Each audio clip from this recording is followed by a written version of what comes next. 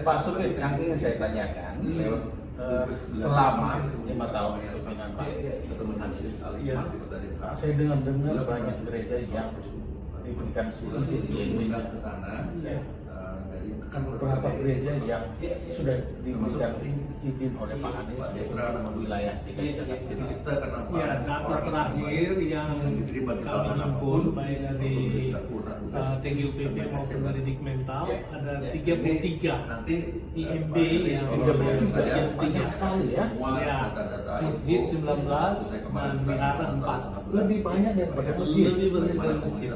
Jadi nggak benar apa yang dikatakan selama ini bahwa Pak Anies memberikan izin atau mempersulit.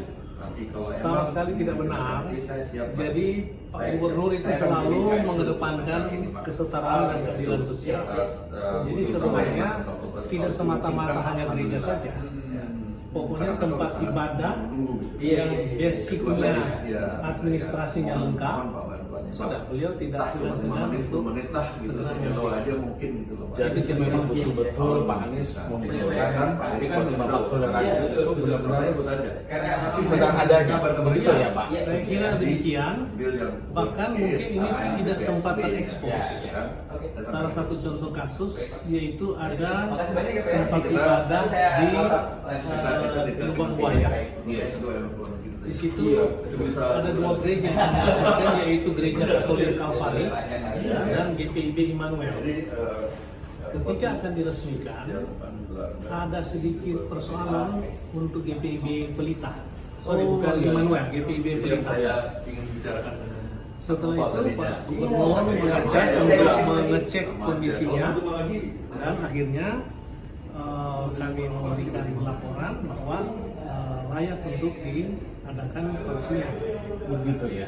Dan Gereja Katolik Kalvari sudah diberikan IMB diresmikan, tapi yang GPIB Pelita ini masih ada sedikit kendala.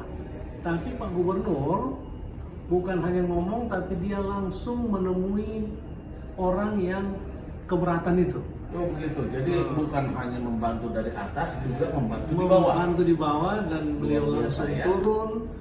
Dia ikut sholat di tempat dari bapak yang keberatan ini. Kemudian melakukan dialog, pencerahan dan lain sebagainya. Dan puji Tuhan akhirnya bisa terjadi kesepakatan. Dan singkatnya IMB dari GPIB Pelita yang notabene 40 tahun tidak keluar pada zaman Pak Gubernur Anies Baswedan bisa terselesaikan. Oke ya. Selain perizinan, saya dengar itu juga Pak Anies memberikan bantuan untuk seluruh gereja. Itu kira-kira itu berapa miliar setahun, Pak? Ya, jadi itu namanya bantuan operasional tempat ibadah. Ya. Dan sekali lagi itu bukan hanya untuk Kristen. Memang untuk Kristen itu ada sekitar 1.357 kalau tidak salah. Ya. Kemudian 3.500 masjid dan musola juga. Dan kemudian wihara ada beberapa. Jadi itu merupakan satu wujud kepedulian Pak Gubernur untuk mengedepankan kesetaraan kepada semua warga. Ya. Nah, itu memang bervariasi.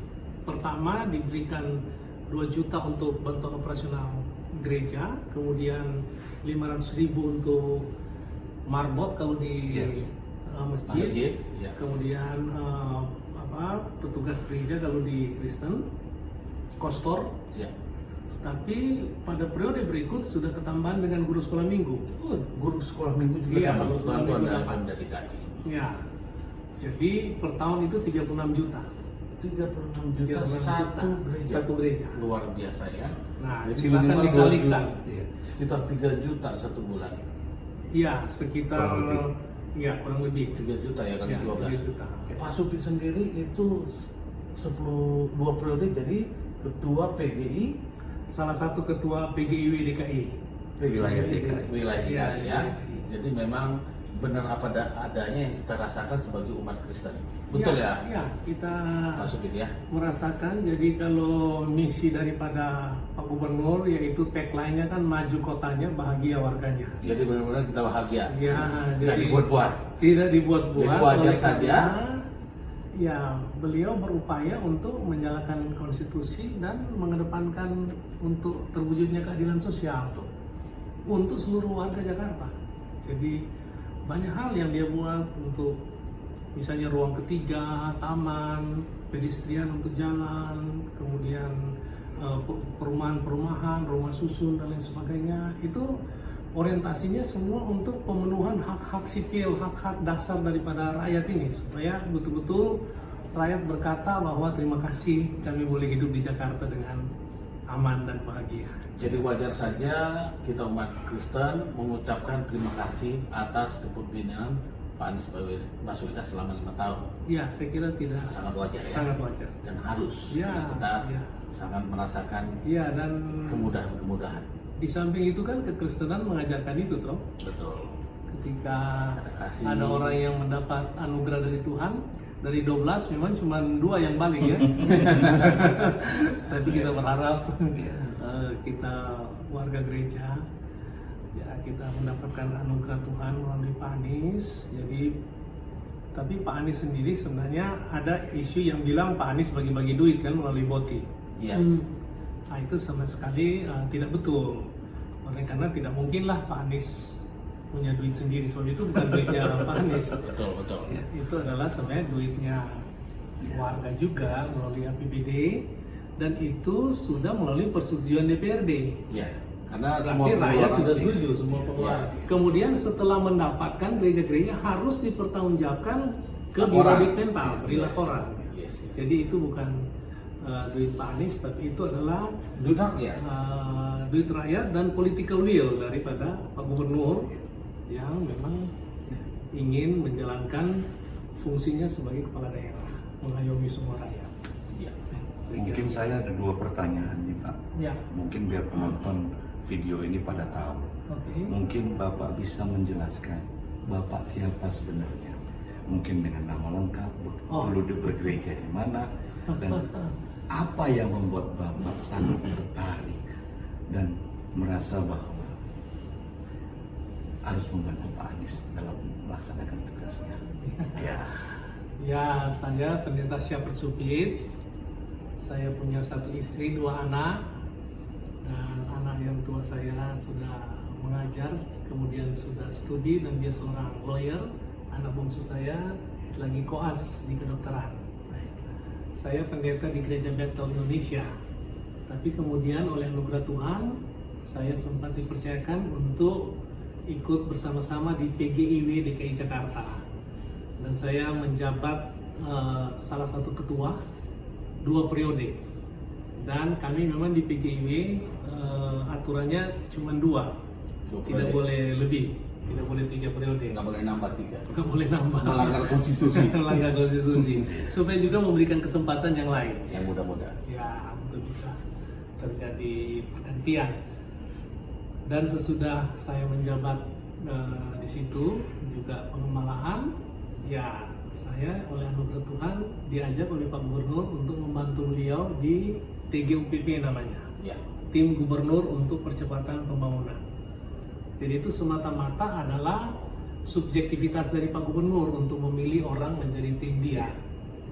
Dan ya saya dengan senang hati membantu, dan ya puji Tuhan saya anggap itu suatu pelayanan yang bisa kami perankan, di samping membantu juga jalannya kepemerintahan yang ada di DKI, ya juga bisa membantu mewujudkan keadilan sosial bagi seluruh rakyat, bagi seluruh warga. Dan syukur kita punya gubernur yang memang cinta kepada semua rakyat, sehingga dia mengakomodir semua kebutuhan-kebutuhan.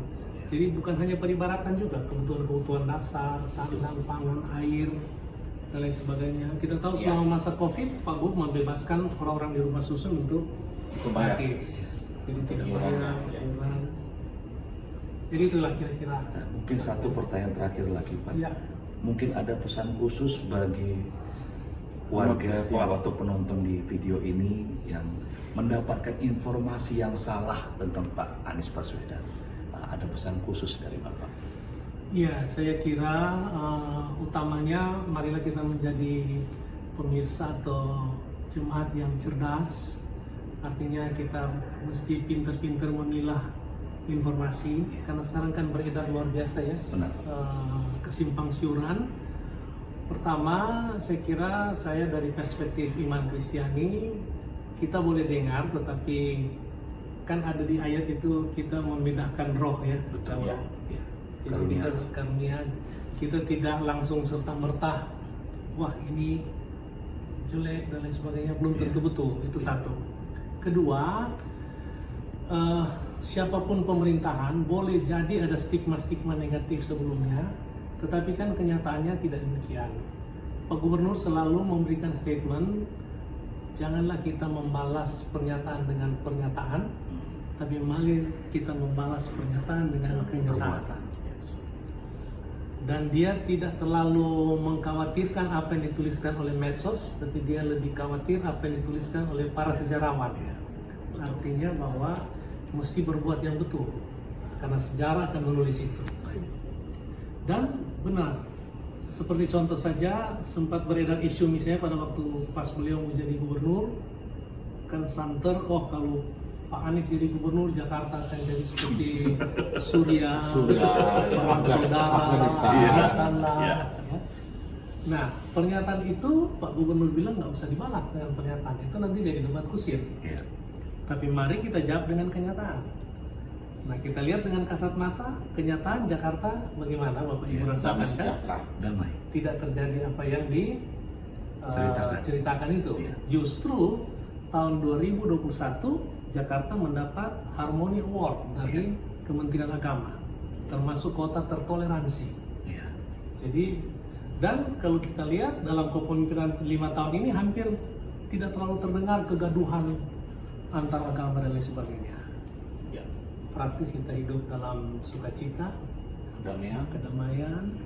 Nah, itulah sehingga Pak Gubernur bilang ya sudah, kita buktikan saja dengan hasil kerja. Dan kita bersyukur tanggal 16 nanti dia menuntaskan 5 tahun kepemimpinan di DKI.